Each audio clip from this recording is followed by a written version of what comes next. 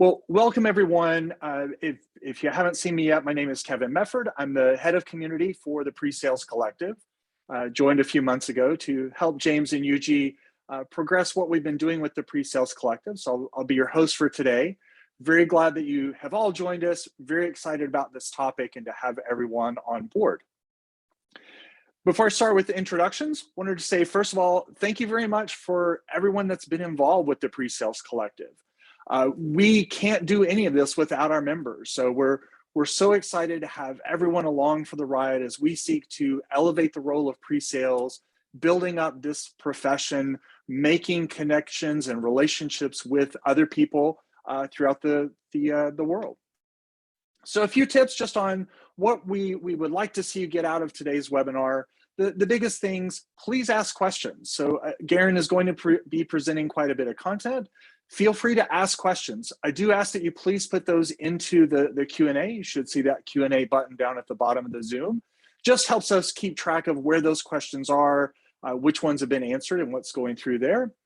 You're more than welcome to be active in the chat as well. So we encourage that participation. We want this to be an engaging topic and have you going back and forth. And to kick things off, we're going to start with a quick poll. So first off, just everyone out there, which option best describes your role? Are you an individual contributor as a sales engineer, a solution consultant?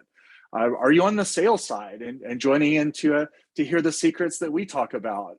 Or you may be someone that's actually sitting outside of pre-sales and you're just interested in trying to learn a little bit more about it. So we'd love to have you answer into the poll, help us understand who's out there in the audience. Give that one more second. Got a lot of good participation coming in there, so thank you all very much. So as you can see, a lot of pre-sales folks out there in that individual role, a lot of managers as well. So thank you again, all of you, for being here. We really appreciate it, and thank you for spending your time with us. And with that, I'd like to actually introduce our guest. So today, Garin Hess is going to be joining us and speaking about the 6 different types of demos. Now, Garin is a serial entrepreneur whose entire career has been based in enterprise software, including several roles acting as a sales engineer. He's the founder and CEO of Consensus, the leader in intelligent demo automation software. And he's also an author. Garin recently published a book called Selling is Hard, Buying is Harder. You should definitely check it out. That emphasizes a buyer enablement approach to B2B sales. So not our classic thinking everything from our side as the sellers.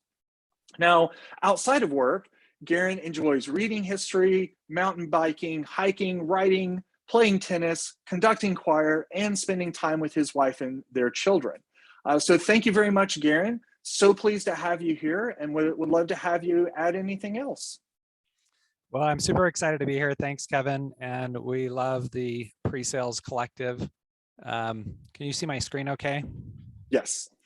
Great. Well, I have a ton of stuff to go over with all of you today. So probably just going to dive in here. But yeah, this has been a passion of mine to try to help scale this particular aspect of the PreSales function for a lot of years and help make this more effective, not only for pre-sales folks that we are, but also for the buyers specifically, because the whole goal is to help them achieve what they need to accomplish, what they need to accomplish. And that's really where my angle comes from on all of this, is looking at all this from the buyer's perspective. And I hope that what I share today can be helpful to you. What I'm going to share today has applicability whether you're using demo automation technology or not. Obviously, I'm the CEO and founder of Consensus, and we provide demo automation solutions, intelligent demo automation to enterprise software companies to help scale pre-sales. But the content I'm sharing today is all about how to fit the right demo to the right stage of the buying cycle. So what are we going to learn today? How building and delivering the right demos at the right stages using the right methods and roles can help scale pre-sales while also improving the customer experience. So just briefly about Consensus. With Consensus, we help scale pre-sales with intelligent demo automation. So this is all I'm really going to say about well, I'm gonna cover a little bit about how demo automation fits into this, but as an overall overview of the company, just so you know what we do. Pre-sales teams build reusable libraries of interactive video demos that then sales sends out on demand, and then we track how the buyers are engaging with it, and this helps drive better buying experiences, and it also helps to shorten the sales cycle and free up pre-sales resources, and that will be one of our main focuses today. Do want to encourage you to take a look at the book if you're interested, and I think this is of interest to anybody on this call, even though it's much broader. We do cover some of this content in the book, but the book is research-based content about how to enable not only your champion, but your champion to go sell to the other stakeholders in the buying group. So that's a broader topic, and we have other topics on buyer enablement in our own Scaling Pre-Sales webinar series that we present on. So first of all, I just want to set the ground or the baseline definition of scaling pre-sales. A lot of times when I say scaling pre-sales, people think we're talking about hiring people. Oh, we're going to scale our pre-sales organization, so we're going to hire tons of people. That's not what we're talking about. Hiring is not scaling. Scaling is when you get exponential results out of existing resources. Now, I'm not saying you can't add people, but if you're not working on how to get more results out of the same headcount, then you're not really exercising or working on true scale. And so that is what our whole organization is organized around, is to help pre-sales teams scale effectively. Now, there's lots of different ways to do that. And today we're just going to be talking about demos, and specifically how to be more effective at demos and how we can apply different approaches to building and delivering those demos in a way that can help support scaling. So what are some of the big obstacles to scaling pre-sales? And we can get into this and other topics, but just to give a brief rundown of some of the challenges that we see. Obviously, overload in the work required for pre-sales. We're now seeing that pre-sales is being pulled across the entire funnel, and not just traditionally in the late stages of the buying cycle. And so that creates a lot of challenge. The sales and marketing mismatch, meaning sales and marketing will say something and pre-sales has to kind of come in and fill in with the reality or be the source of truth. You also might have just scale issues with sales and marketing growing, but not having a matching ability to hire to meet additional sales and marketing advertising or promotions. Multilingual market coverage is always challenging. Some of our customers cover a dozen or more language markets. Going down market where the deal sizes are smaller, the volume's higher, you can't really apply the same high touch sales process that you're used to. And then of course, what Peter Cohen calls wasted demos, or in our sales engineering workload report, we call unqualified or underqualified demos, can be a big problem or obstacle to scale. So resulting problems that come from all this is clients are waiting for the demo or for the pre-sales resources. The research shows that they wait on a median of at least a week, and quite often 2 weeks or more. It's a bad experience. Sales is waiting. So that's not great for sales. They're frustrated. We end up wasting resources because we're doing a lot of unqualified demos. Our SEs or solution consultants are overworked, causes morale issues. You probably can identify with having morale issues on some of your teams where you're getting just stretched too thin. You're doing lots of repetitive demos. And this robotic repetition is the last thing here. Is just the problem is, as an industry, we spend too much time on this repetitive demo, the repetitive demos, and not enough of our total available time on strategic consulting. So again, the focus here is the 6 different demo types, and then where do they belong in the buying process or the buying journey, and how are they different? Because a buyer doesn't want to have the same demo at the same stage. In fact, one of the challenges we have in our industry is we say the demo, and as sales engineers, we often think of the technical demo when we say the demo. And yet buyers really need and expect many different types of demos along the process. And indeed, most of you are probably, or people on your team are probably delivering these demos already, but you may not call them demos. So it's important to identify them and be able to effectively understand where the buyer is and how to match that up with what they need. So in this research by Gartner a few years ago, they asked buyers what they want most from vendors. And not surprisingly, the number one thing was demonstrations, followed by case studies, and then value assessment tools. And the problem is that there's kind of this interesting dichotomy in that buyers want demonstrations, but a lot of organizations are hesitant to give them right away. So we're going to address that as one of the fundamental things that we need to break up, is this reticence to deliver the demos right away.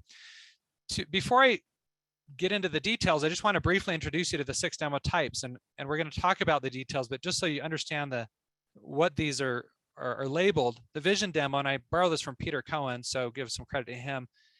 The vision demo, the micro demo, the qualifying demo, often called just the standard demo, the pre-sales or technical demo, and what we call closing demos.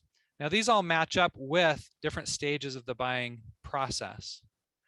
And we'll dive into these in more detail, but I just want to give you this high level flyby. And then the 6th type, because notice there are only 5 types here, is what I call FAQ demos, which actually happen throughout the entire buying process. So we're going to jump into this status quo and going back to this issue of buyers want demos, but one of the status quo issues is that many organizations say, well, we shouldn't demo too early, because if you demo too early, you give away too much, and plus they're not ready for it, and it just confuses them, and it's just not helpful. In fact, one of my customers sent me a video they had recently of a call where the sales engineer was trying desperately to avoid giving a demo, and the CEO of the vendor or the buyer and his team kept asking for this demo. Well, we'd like to see a demo, and the sales engineer like, well, first we got to do discovery, and then we'll do a demo. And the CEO is going, no, I really want to see a demo, and then I'll tell you if I want to do discovery. But the sales engineer is really going back and forth saying, well, yes, we can do that, but we're not prepared to do that today. And finally, they relented and delivered a type of a demo, and I won't get into the details of how. And the CEO goes, yeah, that was awesome. Can we talk about pricing? And it was just this, and so he was really jumping around, but really you see this mismatch. So it was interesting in this video to actually see this in a real scenario playing out, and then them delivering the demo that the buyer wanted. But there's this problem. Don't demo. Let's hold back. Let's hold back the demo. It's super valuable. Plus, we don't want to confuse them. So the other status quo issue is, and it's kind of on the opposite end of the spectrum, is the customer's always right. Let's demo whenever they want. So if the demo asks for it, we're going to give it to them. And both of these cause problems. So the problems with this option number 1 over here is that more than 70% of prospects have to wait 1 to 3 weeks. That's a terrible customer experience. And if you don't deliver them a demo and they want one, they're going to go look for a competitor that will. So it's frustrating to them. It's frustrating to sales. It opens doors to competitors. The problem on the other side is that you could overwhelm them with information. We're just using sales engineering resources willy-nilly, and it's a waste of resources because a lot of those are going to be unqualified, and we'll dive into some of that too. So this is the status quo, and this is one of the these are two of the fundamental challenges that you're dealing with when you're talking about how to scale and talking about demos, and this mismatch between what buyers want and what as pre-sales organizations we are trying to deliver. So in summary, when we say never demo too early, you might say the big problem is funnel attrition, because if they have to wait 1 to 3 weeks or more, what are they going to do during that time? And all of us in sales, technical sales, know that time added time in the sales cycle is risk. And on the flip side, when we say the customer is always right, we're just wasting pre-sales resources. So as I mentioned, demo is, I would say, too narrowly defined. And so we've come up with a lexicon of different types of demos that, and we need to get out of this idea of I'm just delivering a demo. It's like, what type of demo am I delivering? Because if we don't have it defined in our minds, one, we're gonna misuse our resources. Two, we may very well not deliver the right type of demo to the buyer that they need at that time. So as a thought exercise, I just want to focus on buyer empathy. This is something I talk about extensively in the book, and that is that our perspective is usually around what we're doing in sales and pre-sales, and we need to be more thoughtful about what is the buyer actually trying to get done. And I would argue that if you focus on this, you will make huge gains in your close rates and your sales cycle if you just change your focus to the buyer empathy. And most sales engineers and pre-sales professionals are better at this than the sales counterparts, but we all can improve in this area. So a few things here is just putting yourself in the buyer's shoes and asking, what do they really want to know at each stage? What are they trying to accomplish? And what are they ready for, right? And I think a lot of solution consultants naturally think of some of these things, but I want to get more granular, and hopefully this will be helpful as we talk through this and get us more into the buyer's mind. So I want to give some credit to Kevin Davis, who wrote the Sales Manager's Guide to Greatness. The sales or the buying process that I'm using, this need, learn, buy, the change, discontent, research, comparison, fear, commit, up through the first close is his stages. And he's given me permission to share these, but I highly recommend this book. Excellent book. And I like how he has this is a sales cycle. It doesn't show it as a funnel because you're getting a close and then you've got to go into building value. Then you got to go back into another buying cycle, right? As you get the renewals and expansions. So we have these down this side, right? So that's how those match up. And roughly, you see the first stage is just this need where they have discontent or they see an opportunity. Then they want to go out and do some research. And as they do research, they're going to learn about different vendors and things, and they're going to start doing some comparisons. Then they're narrowing it down, making a purchase decision, but then they're scared to death because what if they're making the wrong decision and they've got to make a final commitment. So we're going to analyze each one of these stages and what the buyers are thinking about and what they're needing at each one of these stages. So again, this thought exercise, and the vision demo is the first type. It's at the top of their journey as the buyer is just starting to think about, man, I don't like how things are in my world, or I like it, but there's a better could be even better. They identify this need. So what are some of the things they're thinking about at this stage? They're just looking, as they're doing initial research, they're just asking questions like, will this solution help me achieve my objectives or solve this big problem, or even this company? Will the company help it? Do I think this is a good company to look into further? Then what will my life be like, or my company's life? And we have to remember both. It's not just about the state of the company after they purchase your solution, but it's the actual individual and their emotional state, what their life is like after they adopt the solution. And then how have other companies succeeded? They're already starting to look at what are other people doing about this problem and how are they finding success? And that's why at the beginning, this is the vision demo. And the vision demo should really be something focused on a problem, solution, benefit. Now you can ignore these little guidelines on minutes for the moment. I'll come back to those. So just focus as we look at these on what's the basic definition of this. The vision demo is hardly going to touch on product. It's going to be focused on the problems, solution, and benefit. And you might, if you touch on product, it's very light.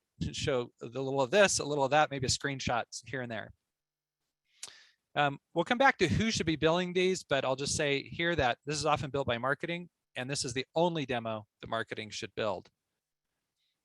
And we'll come back to some of these other aspects of this vision type of demo. But this type of demo matches what they're needing right here. They don't want anything more than that. If you give them more than that, yeah, you shouldn't do that. So they'll get stuck, or they'll choke on if you give them more than this. So a lot of this is designed around making sure we right size the demo to the stage that the buyer's in.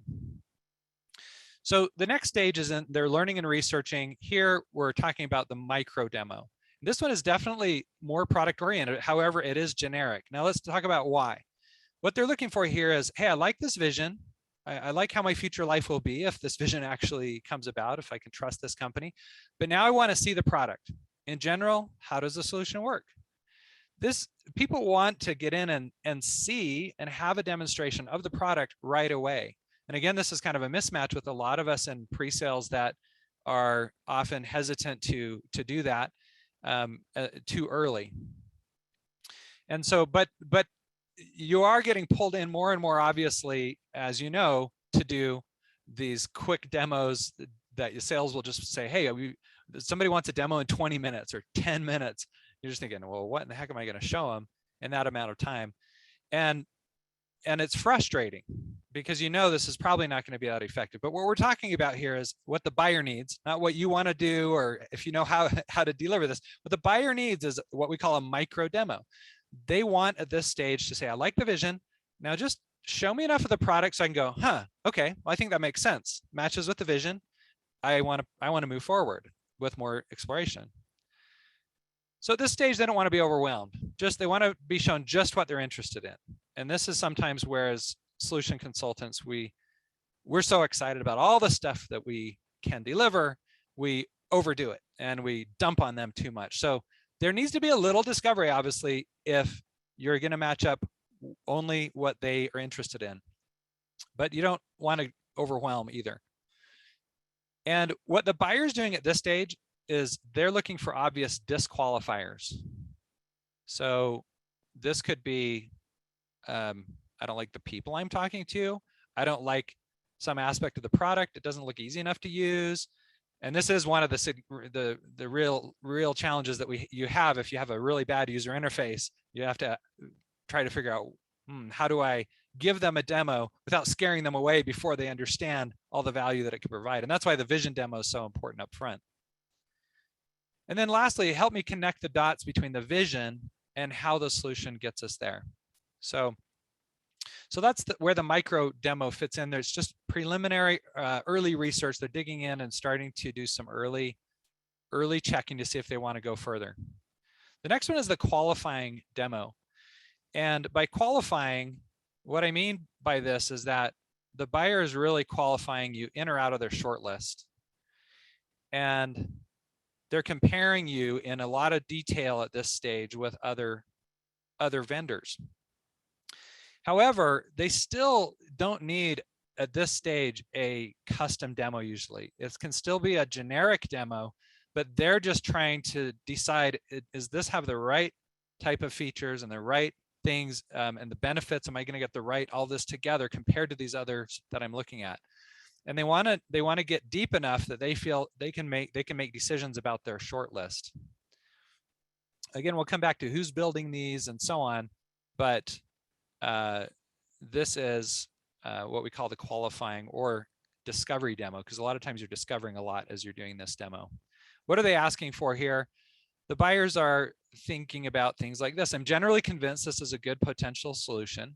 Now I'm getting serious, right? So I've narrowed this down to at least my serious companies I'm looking at. It may not be my final short list, but I'm serious about digging in.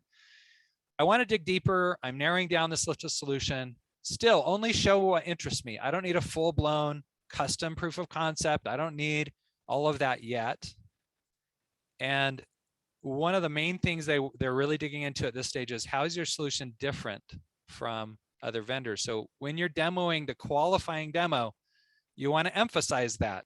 What are your main differentiators? And you might even, depending on what your approach is and your process, you might even mention how you compare to other competitors, or you may not, depending on whether you don't normally bring up competitors. It all depends on your MO and your approach.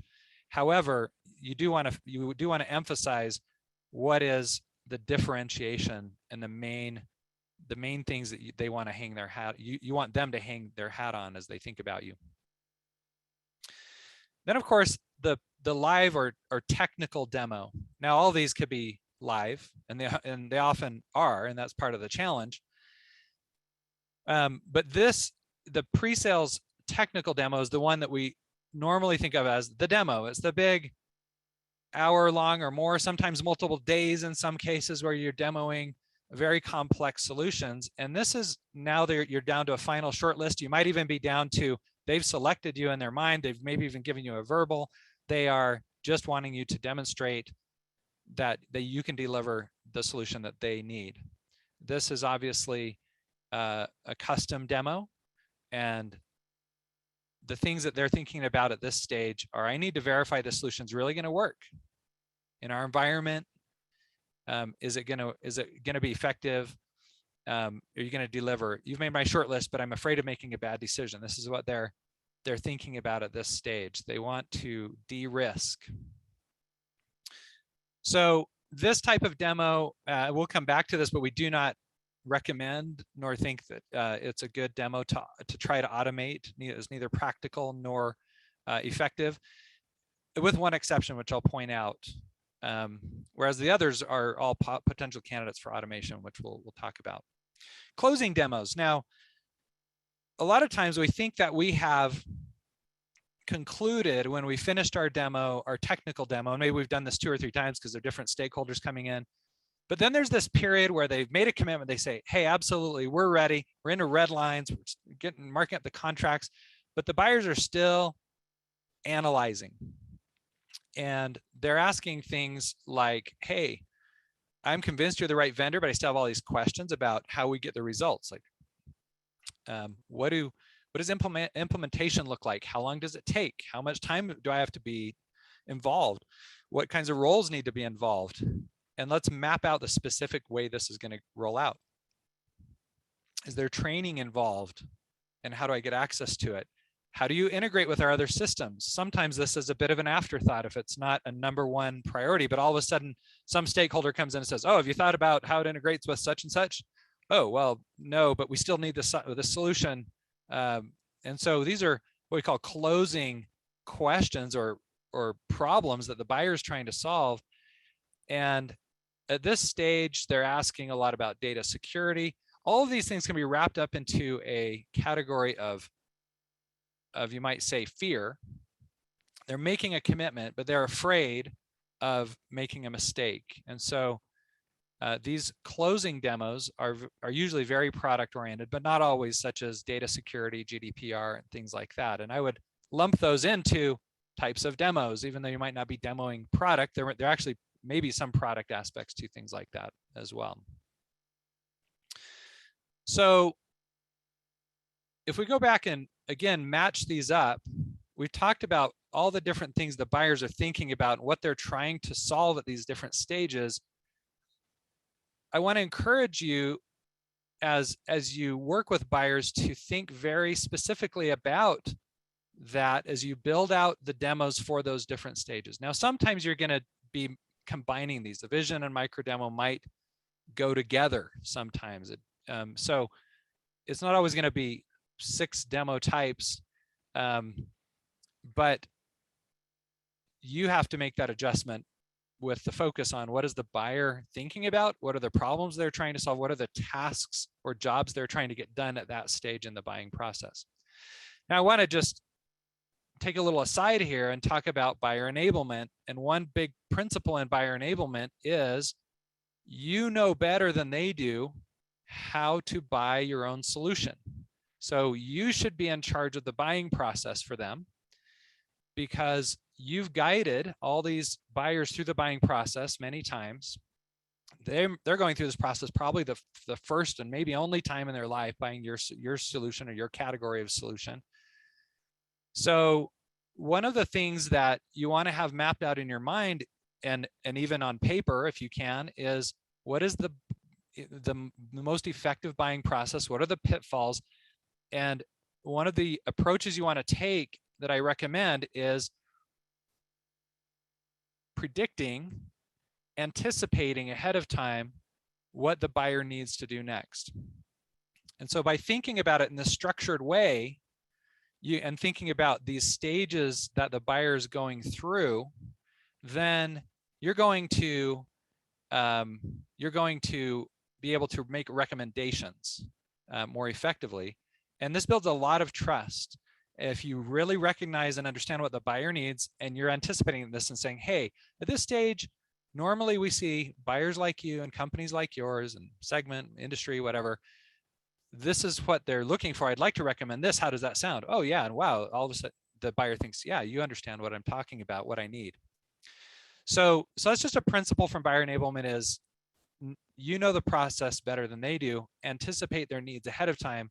And when you're staying one step ahead of them, it builds a lot of trust. And part of, and this fits into that kind of an approach, because you can, once they've seen the vision, the vision demo, you can say, hey, now that you've seen that, I'd really recommend that you take a little bit deeper dive, and here's a micro demo. Oh, wow, that's great. If you can anticipate that before the buyer even asks for it, that builds a ton of trust, not to mention it shortens the sales cycle. So let's take a look at these demos in a slightly different way, which is to say who builds them, kind of what's the objective of each one. So briefly, the length, these are just rough guidelines as we recommend if you're going to automate them. And again, we'll come back to automated demos. So, but think of these as relative sizes. So you may have a vision demo that's a half an hour and your technical demo is 5 hours, right? But these when you end up automating with interactive video demos, you're definitely going to be trying to keep within certain guidelines. So vision demo, again, problem, solution, benefit. The product, light on product. If anything, it's looking at a screenshot. The goal is to really gain them as a truly qualified lead. And who's building these? Marketing. So these are usually marketing oriented materials or decks or things like that. As you can see, this is the only type of demo that we recommend that marketing should build. All the others really need to be built by pre-sales. So on that point, Gartner recently released a research note where they had this interesting quote where it said that buyers want content that they find most valuable, that is content that is rich in technical detail and cannot be easily faked. Well, that is pre-sales to a T. Well, there's no T in pre-sales, so it's pre-sales with a P.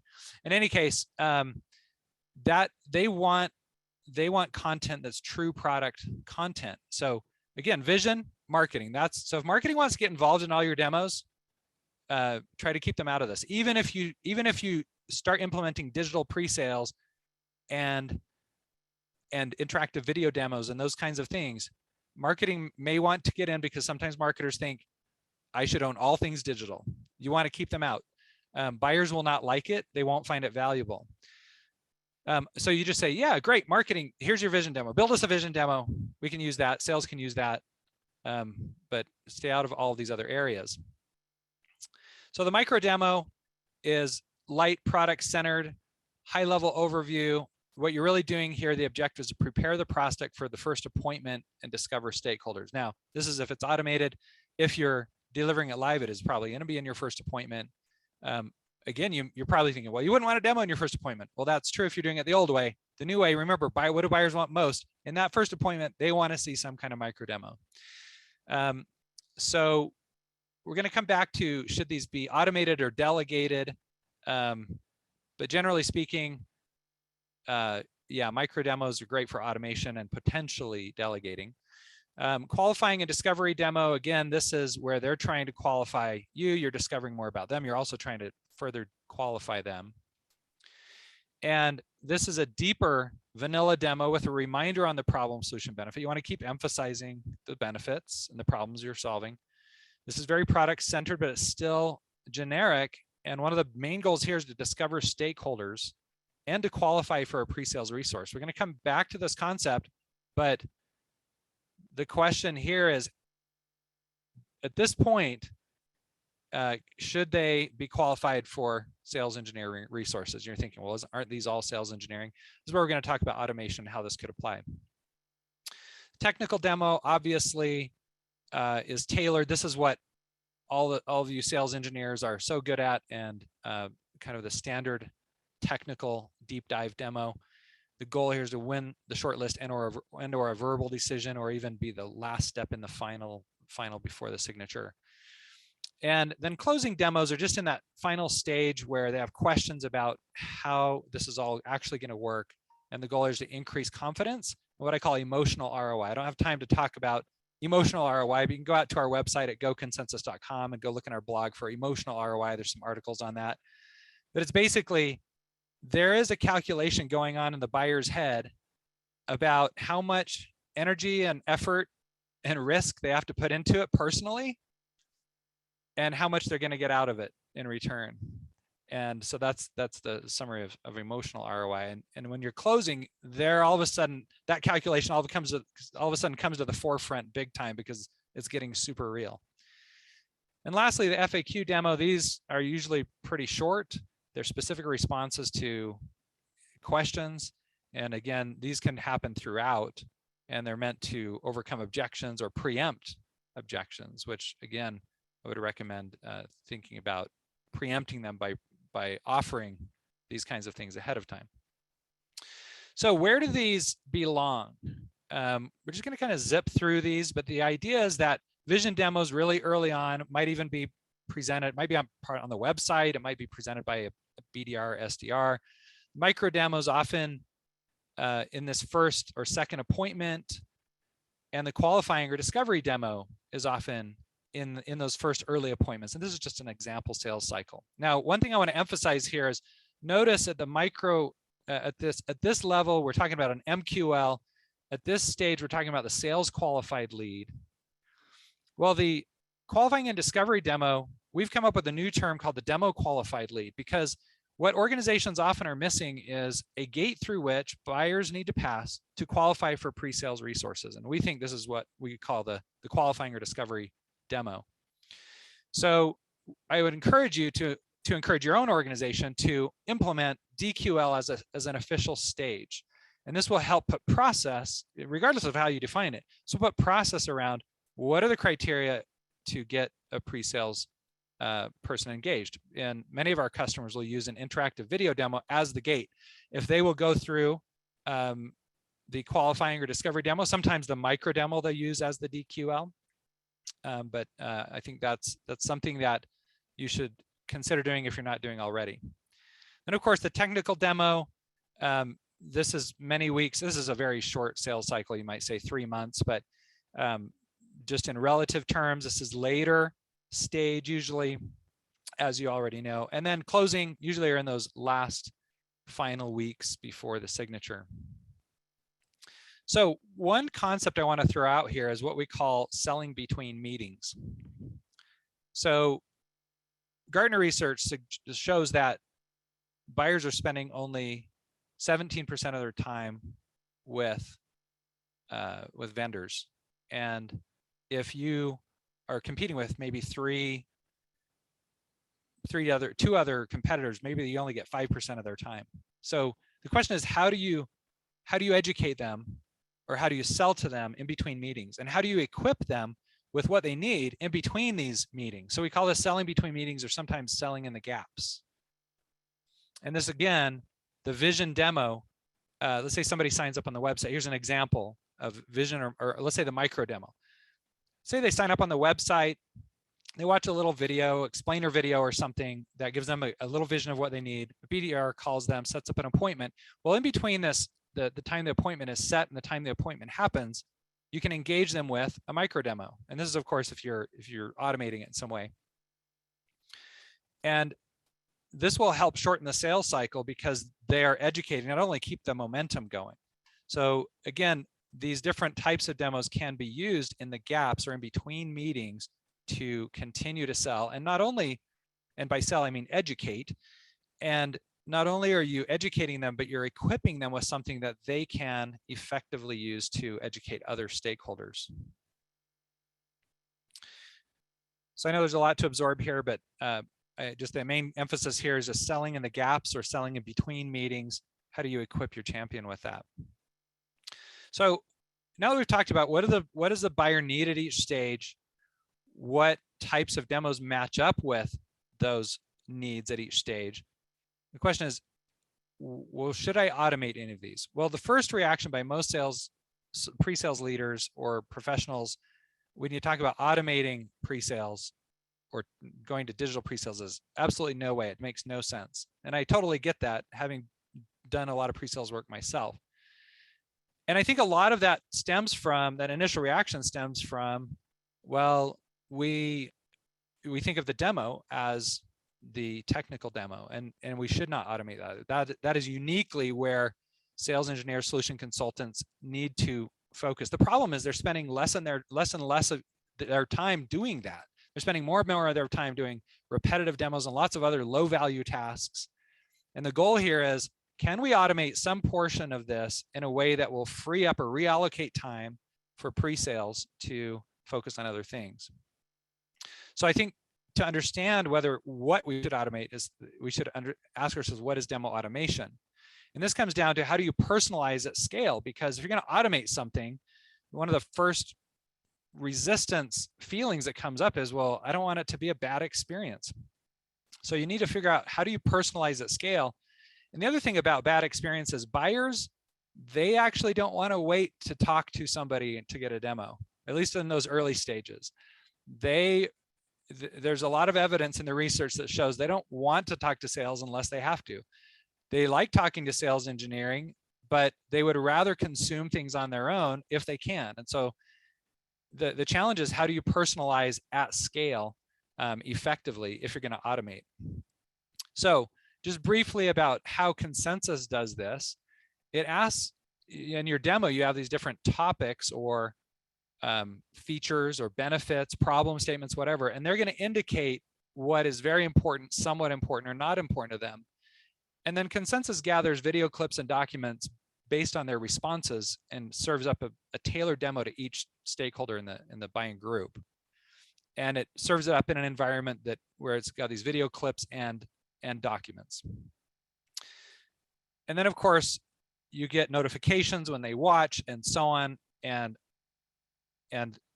the buyers are engaging and potentially sharing with other stakeholders.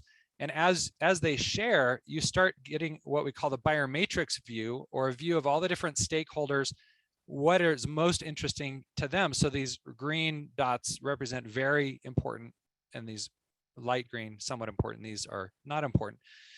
So again, if you're asking automation, when you consider demo automation platforms, what you want to ask yourself is, how does this personalize at scale?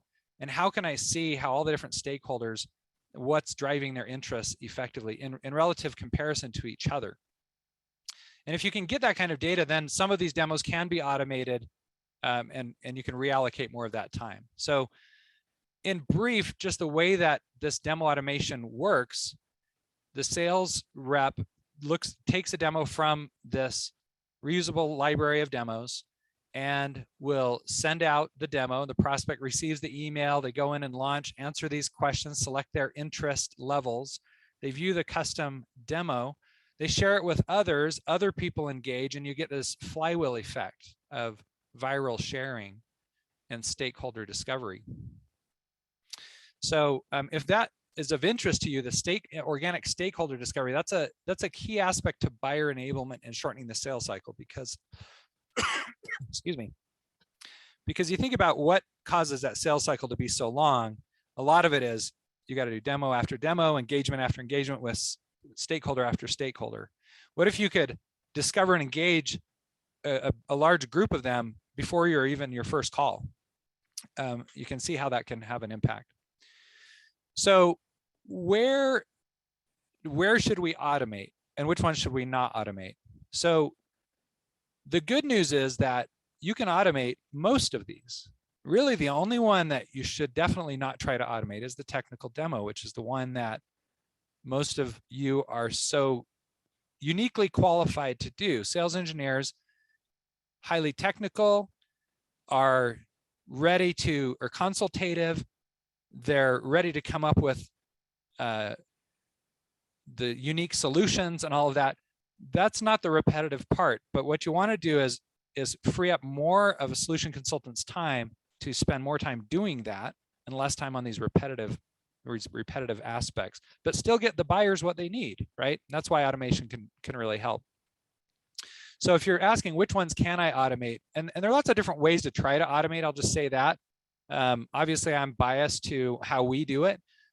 You could even try, if you don't have budget for technology, you can go out and try YouTube or Zoom videos and things like that. It's just, again, you have to ask yourself about the personalization aspect and how you engage and understand who's engaging. But I don't want to discourage you thinking if I don't have budget, I can't even do any of this. I would attempt to use some even free tools if you can get them, if you don't have budget right at the moment, just to start offloading some of this from your pre-sales team. So the demo, which demos to automate, we covered. And I know I'm running low on time here, so I'm going to try to wrap this up quickly.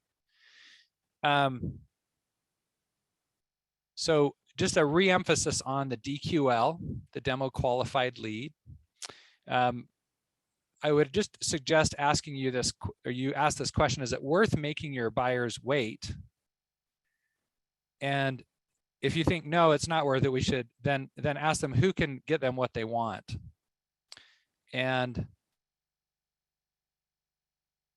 so then if you're thinking who can get them what we want, often the answer to that is, well, pre-sales, only pre-sales, because only we do demos. Well, I would suggest that that's the challenges we need to free that up either through automation or delegation. So there's this really interesting book by a guy named Rory Vaden called Procrastinate on Purpose, which I love that title. Goes to the human nature in all of us. And he talks about eliminating, automating, and delegating as a way to multiply time, which you could apply a lot of these principles to this problem of scaling your pre-sales team. So focusing on automating and delegating are key to scaling your pre-sales team. And so what can you automate and what can you delegate? And if we look at the same chart that we had before, and you look at automation, yes, on the vision demo, website, BDR outreach, the micro demo can also be automated, even delegated sometimes to BDRs or AEs. It's more challenging to delegate, but if you can give them an automated demo they can use. And then the qualifying demo, usually you're not going to delegate this, but it can be automated. Sometimes you're not going to automate this one. Then the technical demo, the one exception to not automating, because we wouldn't normally recommend that, is we've seen success with some customers that if they're in a large enterprise conversation, and they'll build an automated demo to send as a follow-on after the technical demo for those that didn't make it, or if they just want to continue engaging. And we've actually seen that champions and stakeholder groups, if you send that follow-on, will engage multiple times afterwards. And that not only saves you time, but keeps that momentum going. It gets them what they need right when they need it. So the closing demos is great for automation. They're usually similar to FAQ demos in that they're short, about a specific question, but really they're at the end of this buying cycle. So just would want to ask you to think about this. If the buyers and the buying groups in your deals could get what they need when they want it, how would it impact their likelihood to purchase? So I think there's a lot to unpack there, but just to leave that in your mind. And then another thought from the pre-sales team side is if 90% of your SE's time were spent on technical demo setup, prep, rehearsal, delivery, and strategic conversations, maybe POCs, whatever the high value activities are, that you think, how would it change your business? So those are the last thoughts. And then I thought I would share one bonus demo type. So you came for 6, I'm going to give you 7. The last one is what I would call the instant demo. So there is an ability, for example, in Consensus to click record and just quickly create a screen recording, send it out. It doesn't take time, you don't pre-build it. It's just maybe in response to a question or something. And the instant demo can be really effective at being a highly personalized experience just in response to specific questions that are unique to that customer. So that's my 7th demo type, just to give you more than you expected. So I know that's a ton to cover. I probably need to learn how to shorten this a little bit. So in any case, I'm happy to answer some questions with the time that remains. Yeah, so I did have one. I wanted to throw it out to you, Garin, that came up. So across those 6 types, taking automation out of it, because obviously you touched on that, but Yep. is that going to lead to buyer frustration if, as sales and pre-sales people, were saying, well, wait, there are 3 more demos you need to sit through, or how do you see that flowing through the different cycles? That's a great question. And no, you never want to force the buyer to have to go through these. However, if you offer them as the next step or one of the next steps, then you'll quickly understand if that's what the buyer is ready for. So again, in a buyer enablement approach, what you're doing is making recommendations and asking them to commit. You're never forcing it on them. However, what we found is that most of the time, when you make these recommendations, the buyers love it. And again, they generally won't feel that frustration because they're gradually learning just more and more. It feels to them like a natural extension of what they've already been through. And if you do it at the right times, you make those recommendations, it actually feels like you're being this really helpful, value-adding, helpful person and consultant that's guiding them. So, but yeah, I definitely wouldn't just say you've got to go through and have to sit through this qualifying demo if you're ready to close or something.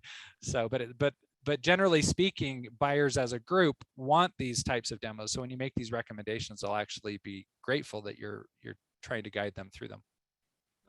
And so another one, you talked early on about using that discovery demo, the qualification. Have you seen people develop solid boilerplates for that quick, elicitation and demo all within a short period of time? Have you seen any good tips you would share there? Yes, great question. And we could do a separate webinar on just how to build these kinds of demos effectively. One main thing I'm going to emphasize is what we call think YouTube, not Hollywood, when you're building out product videos, for example, or screen recordings. So there's a experiment we did, I should say, on highly produced video versus what we call authentic or genuine video content. And counterintuitive to us when we did this research back in 2018 is that highly produced content with motion graphics, voice over artist, and all of this gets much less engagement to the tune of 3x less engagement than demo videos that are screen recordings as if the sales engineer is just sitting next to them. So that would be number one, is think YouTube, not Hollywood. Think about YouTube behavior. You're going to go out. Who wants to watch a corporate video on YouTube? None of us hardly ever do that, but we'll watch some person talk in another language explaining how to some product. We don't even understand their language because they're an expert. So that's much more valuable. And that's another reason to try to keep marketing from getting involved. So some quick things about that: use a screen recorder to build out the specific content. You can, on those early stages, like the vision demo can just have screenshots in a deck.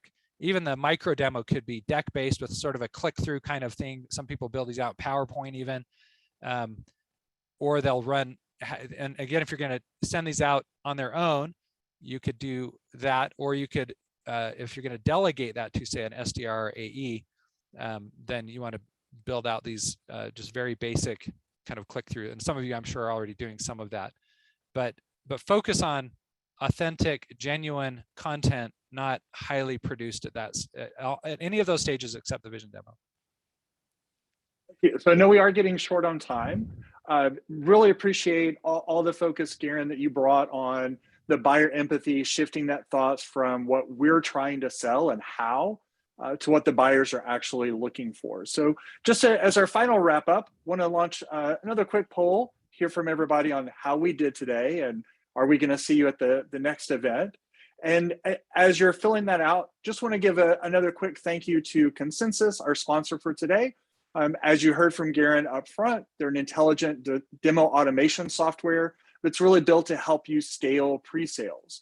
So it takes away all of the pieces of your team that you're having to focus on while letting you personalize the experience, you track the environment.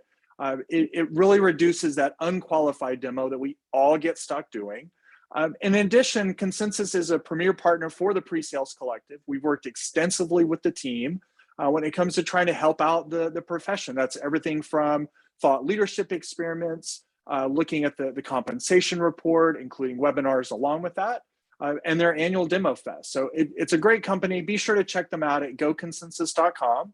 And in addition, I want to welcome everyone back out into our Slack community. Keep this conversation going. There were some questions we didn't get to. Conversations are happening. And above all, would love to see you at the next webinar. So thank you very much, Garin, for your time today and the great presentation. And thanks again to Consensus for sponsoring the webinar. My pleasure. Thanks, everybody. And thanks, Kevin. Really appreciate everybody's time and hope you have a great day. Yep. Thank you, everyone.